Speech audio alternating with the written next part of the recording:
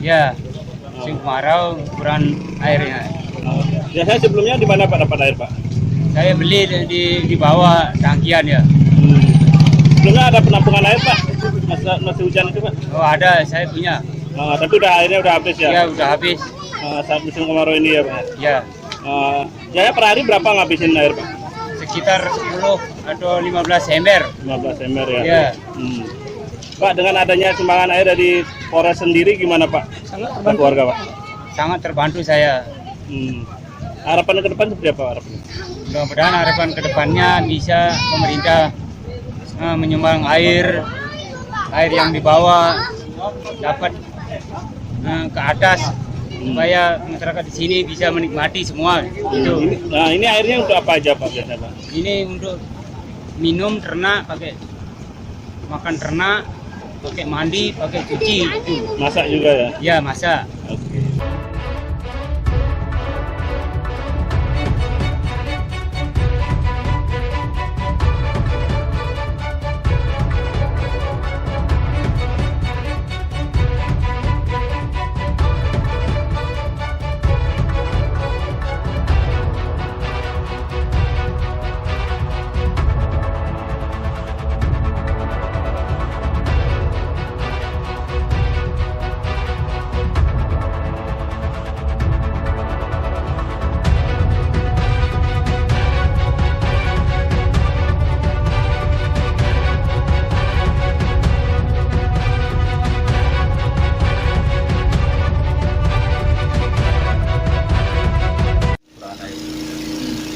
Biasanya airnya untuk apa aja? Ya, untuk menyiram kebun, kayaknya itu untuk anak-anak. Ini udah sejak kapan kondisi kekeringan ini Pak? Ya mulai dari bulan-bulan ini, bulan berapa itu bulan Juli ya. Biasanya kalau tidak dapat sumbangan air di mana Pak dapat air? Beli, ya. Berapa per tangki Pak? Tangkinya bervariasi, kadang 30 variasi tangkinya. Ada yang kecil, ada yang besar. Itu berapa hari? Ya sekarang 5 hari sekali habis. Jadi sini sangat membutuhkan air berarti ya? Ya sangat membutuhkan ya.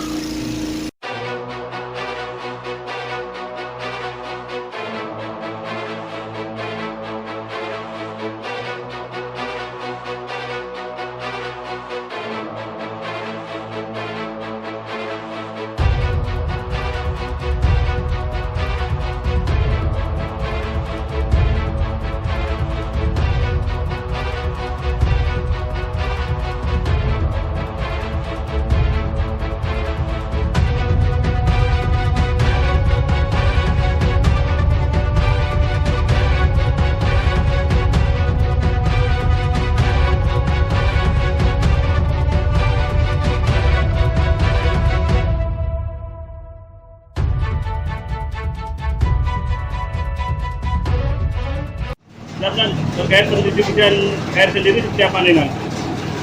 Ini baru langkah awal kita karena saya baru mendapatkan audiensi dengan Babin Kaptimnas kemarin bahwa beberapa daerah ternyata memang tinggi sekali tingkat kekeringannya, di mana warga sudah membeli air satu tangki mereka rata-rata itu 200.000 ya Bu ya, 200.000 mereka pakai untuk bisa sebulan untuk satu kakak. Sehingga berangkat dari persoalan tersebut saya bekerjasama dengan HRI hari ini sedikit kita berkontribusi untuk memberikan sumbangan air kepada warga.